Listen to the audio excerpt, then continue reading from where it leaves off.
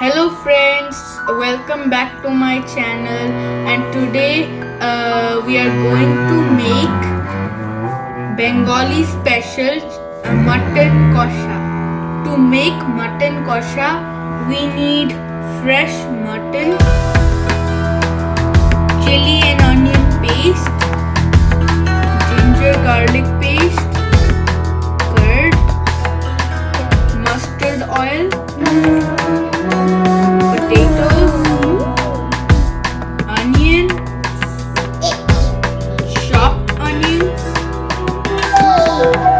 Here are some of the spices that we need for mutton kosha: bay leaf, chili powder,